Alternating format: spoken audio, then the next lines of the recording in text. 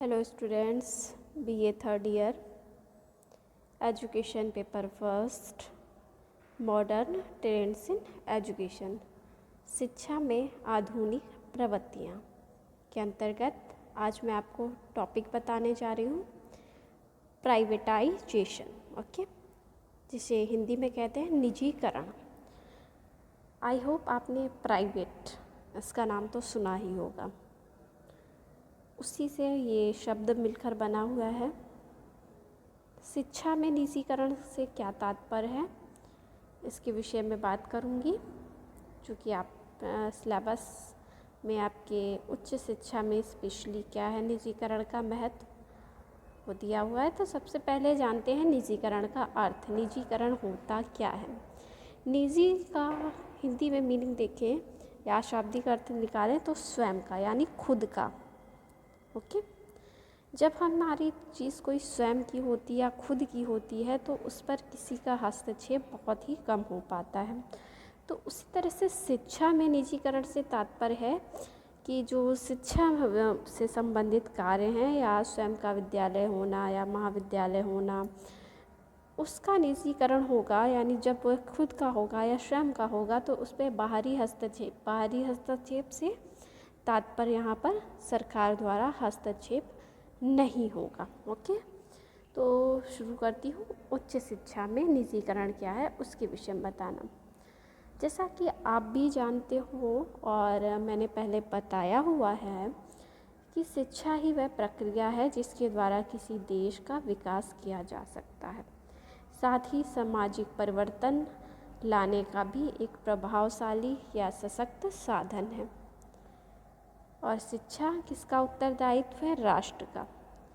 शिक्षा प्रत्येक राष्ट्र का उत्तरदायित्व है, चूँकि शिक्षा के द्वारा ही हम कई महत्वपूर्ण परिवर्तन ला सकते हैं, उनमें अपना योगदान दे सकते हैं। शिक्षा ही वह प्रक्रिया है जिसके द्वारा किसी देश का आर्थिक, सामाजिक हर तरह से विकास किया जा सकता है। किंतु अगर हम अपने देश यानी भारत देश की शिक्षा की बात करें तो कई मामलों में ये अभी भी बहुत पिछड़ा है। और देखा जाए तो ऐसे कई राष्ट्र हैं जिन्होंने शिक्षा की ही द्वारा बहुत तरक्की कर ली है और नंबर 1 की पोजीशन पर आ गए हैं। हमारा भारत अभी भी इस मामले में बहुत पिछड़ा हुआ है, जिसमें कि इसमें बहुत ज़्यादा सुधार की आवश्यकता है। अच्छा, इसलिए जो शिक्षा की बिगड़ती दशा है उसको सुधारने का प्रयास भी लगातार देश में हो रहा है। कई सारी योजनाओं का संचालन किया जा रहा है जिनके द्वारा उच्च शिक्षा में जो भी समस्याएं आ रही हैं उनका सुधार किया जा सके। इसमें गुणात्मक व मात्रात्मक दोनों ही तरह के सुधारों का प्रयास किया जा रहा है। कई योजनाओं का संचालन भी किया जा रहा है। उच्च शिक्षा के विकास की ओर अगर हम दृष्टि डालते हैं तो सबसे पहले राधा कृष्णन आयोग ने इस विषय में अपनी अहम भूमिका रखी थी। आज की डेट में लगभग हमारे देश में 300 विश्वविद्यालय फैले हुए हैं, जिनमें 1 करोड़ से ऊपर शिक्षार्थी उच्च शिक्षा के लाभ भी उठा रहे हैं। किंतु हमारे देश में बेरोजगारी इतनी है कि इतने विश्वविद्यालय, महाविद्यालय होने के बावजूद भी उच्च शिक्षा दिशा विहीन हो गई है, उसमें कोई दिशा नहीं है। इसके कई सारे कारण हैं। शिक्षार्थी भी उस दिशा में ध्यान नहीं दे रहे हैं, साथ ही हमारी सरकार भी उतने प्रयास नहीं कर पा रही जितने किए जाने चाहिए। बेरोजगारी बढ़ने के कारण उच्च शिक्षा के प्रति आकर्षण भी कम हो गया है। ऐसा माने जाने लगा है कि विश्वविद्यालय का काम सिर्फ और सिर्फ डिग्री बांटना है। अगर शिक्षा किसी रोजगार को देने लायक नहीं है, मीन्स ऐसी शिक्षा जिसे प्राप्त करके आप किसी रोजगार नहीं पा रहे हो, किसी आगे किसी लायक नहीं हो, तो ऐसी शिक्षा को व्यर्थ माना जाने लगा है। कि विश्वविद्यालय सिर्फ और सिर्फ डिग्री बांटने का एक केंद्र बनकर रह गए हैं। इसी दिशा में निजीकरण को बढ़ावा देना देश के लिए आवश्यक हो गया है। अब यहाँ पर जानते हैं कि निजीकरण से तात्पर्य क्या है। निजीकरण से तात्पर्य ऐसी संस्थाओं से होता है जो कि स्वतंत्र रूप से शिक्षण कार्य को संपन्न कराती है। ओके, ऐसे संस्थानों के कार्यों पर सरकार का कोई भी हस्तक्षेप नहीं होता है, केवल सरकार उन्हें सहायता के तौर पर अनुदान प्रदान कर सकती है। इस खुद के महाविद्यालय खोले गए और उन विद्यालयों पे सरकार का कोई भी हस्तक्षेप नहीं है, केवल सरकार क्या कर सकती है, उसमें अनुदान दे सकती है, परंतु उसकी नीतियों का निर्धारण कौन नहीं कर सकती है, सिर्फ और सिर्फ अनुदान दे सकती है।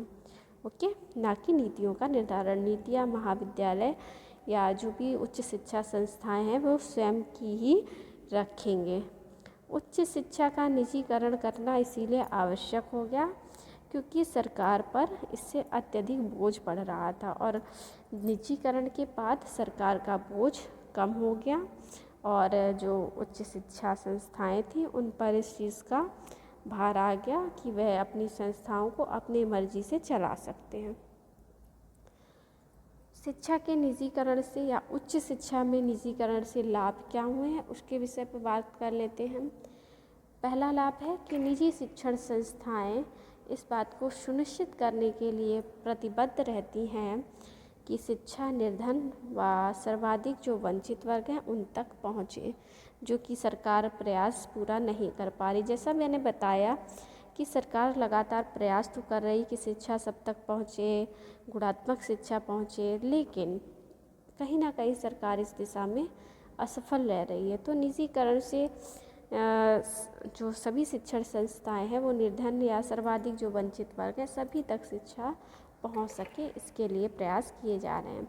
सेकंड, शिक्षा में निजीकरण से भारत को सूचना तकनीकी व नैनो टेक्नोलॉजी के क्षेत्रों में जो उन्नति है वो करने में मदद मिल रही, चूँकि जो भी शिक्षण संस्थाएं हैं वो अलग अलग तरह से प्रोग्रेस कर रही हैं, कहीं सूचनाओं के माध्यम से, तकनीकी माध्यम से, और इस तरह से जो निजीकरण के द्वारा ही सही लेकिन संस्थाएं उन्नति कर रही, छात्र उन्नति कर रहे हैं और जिससे कि भारत देश भी उन्नति कर सकेगा।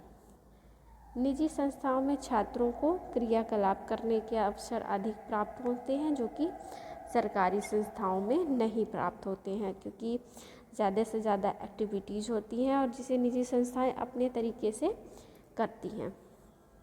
ओके, द नेक्स्ट इज सरकारी संस्थानों की अपेक्षा निजी संस्थाओं में रोजगार के अवसर अधिक उपलब्ध हो जाते हैं, क्योंकि जो निजी संस्थाएं होती हैं वो तरह तरह के कोर्सेस चला रही हैं और जो कि सरकार के लिए कर पाना संभव नहीं हो पा रहा था, क्योंकि सरकार पर इतना ज़्यादा बोझ हो गया था कि सरकार इस विषय पर ज़्यादा ध्यान नहीं दे पा रही थी, जबकि जो निजी संस्थाएं हैं वो इस विषय में अधिक ध्यान दे रही थी।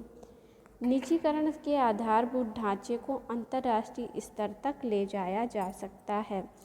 निजीकरण के द्वारा जो हमारा ये स्ट्रक्चर है, आधारभूत ढांचा है, इसको अंतर्राष्ट्रीय स्तर तक ले जाया जा सकता है। छात्र उन्नति कर सकते हैं जिससे इसे आगे भी बढ़ाने में सहयोग मिलेगा। ओके, तो इस तरह से निजीकरण की ये कुछ लाभ थे और इसी कारण जो है उच्च शिक्षा में निजीकरण को बढ़ावा दिया गया।